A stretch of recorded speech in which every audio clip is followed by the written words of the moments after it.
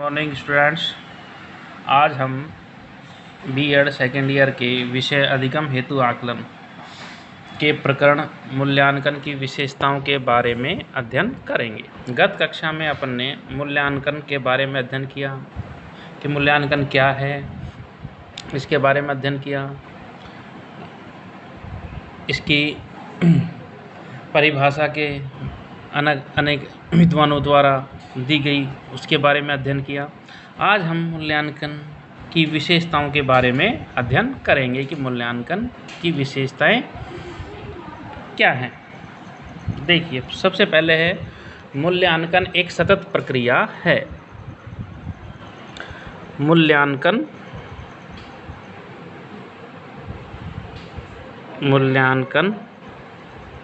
एक सतत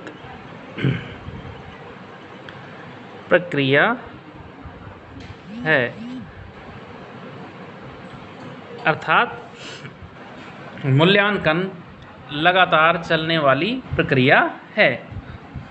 1964 व 66 में कोठारी आयोग ने इस मत पर सहमति व्यक्त की थी कि मूल्यांकन एक निरंतर चलने वाली प्रक्रिया है। कोठारी आयोग जब 1964 और 66 में कोठारी आयोग का गठन हुआ था, उस समय उन्होंने कहा था कि मूल्यांकन जो है वो एक निरंतर चलने वाली प्रक्रिया है और शिक्षा कार्यक्रम का ये अभिन्न अंग है। मूल्यांकन प्रक्रिया शिक्षण विधियों व शिक्षकों को प्रभावित करती है, यानी कि मूल्यांकन जो प्रक्रिया है वो शिक्षण विधि व शिक्षकों को प्रभावित करती है। ठीक है। दूसरी विशेषताएं है इसकी, मूल्यांकन में शैक्षिक व अशैक्षिक विषय निहित होते हैं। मूल्यांकन में शैक्षिक व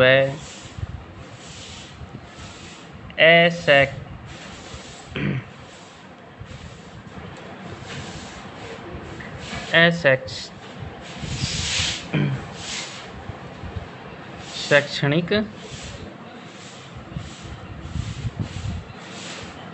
विषय निहित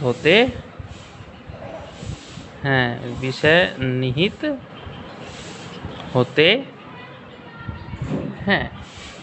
देखिए, मूल्यांकन की प्रक्रिया में मापन सम्मिलित होता है ताकि इसके माध्यम से आंकड़ों की गुणवत्ता ज्ञात की जा सके। यानी कि मूल्यांकन में मापन भी होता है, परंतु मूल्यांकन मापन से कुछ अधिक व्यापक लिए होता है। यानी कि जो मूल्यांकन जो है वो मापन से अधिक व्यापक होता है और इसमें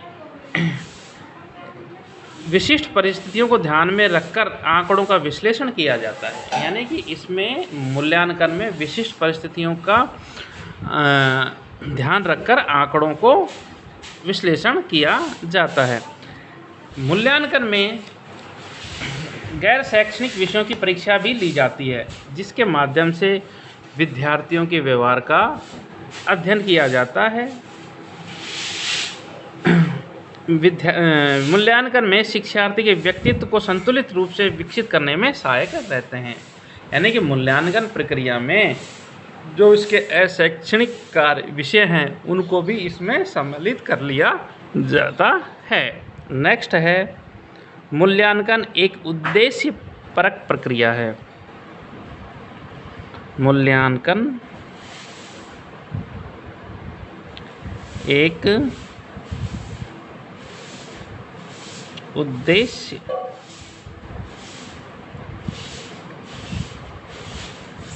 परक प्रक्रिया है। यानी कि मूल्यांकन के द्वारा किसी शैक्षिक कार्यक्रम के लिए उद्देश्यों का निरूपण कर उसके मूल्यों का आकलन किया जाता है और यह कार्य 3 प्रकार से किया जा सकता है। जो मूल्यांकन के द्वारा शैक्षणिक कार्यक्रमों को उद्देश्यों का उसके मूल्यों का आकलन किया जाता है और यह 3 प्रकार से होता है। पहला है शिक्षकों में शिक्षण तकनीकों के अनुदेशन के आधार पर, यानी कि शिक्षकों में शिक्षण तकनीक को कक्षा कक्ष के अनुदेशन में सुधार करना। शिक्षकों में पहला है, शिक्षकों में शिक्षण तकनीक,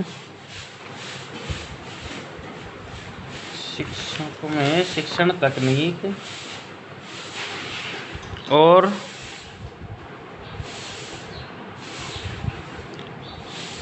कक्ष अनुदेशन में सुधार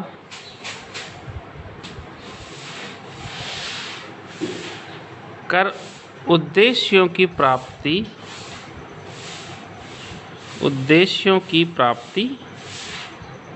की जाती है। दूसरा है, यदि पाठ्य वस्तु को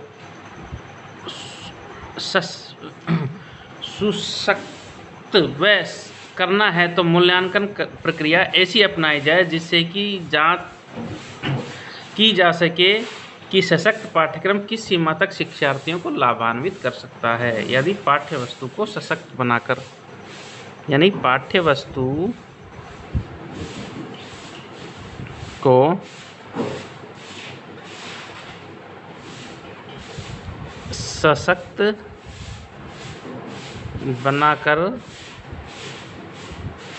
बनाकर मूल्यांकन द्वारा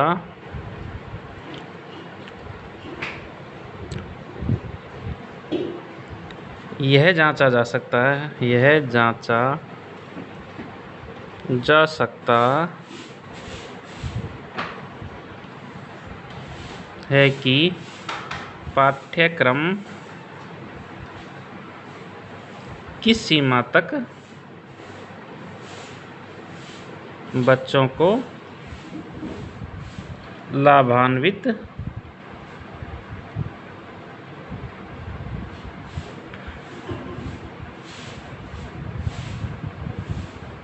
किया। तीसरा है, यदि शिक्षण प्रक्रिया द्वारा मानवीय संबंधों में व्यक्तिगत व व्यवसायगत अभिवृद्धि की जांच कर देखा जाए कि मानवीय संबंध शिक्षण अधिक्रम की कार्य क्षमता को किस प्रकार बढ़ाते हैं, कि मानवीय संबंध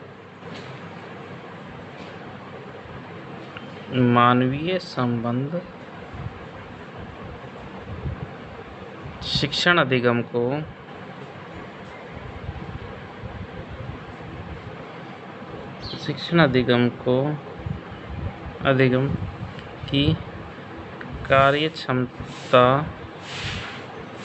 क्षमता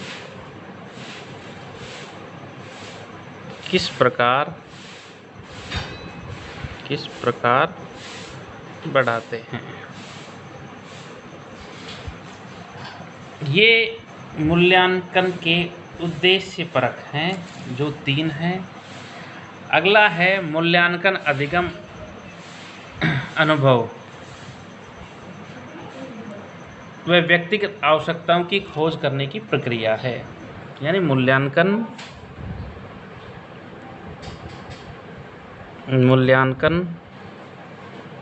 अधिगम व अनुभव व व्यक्तिगत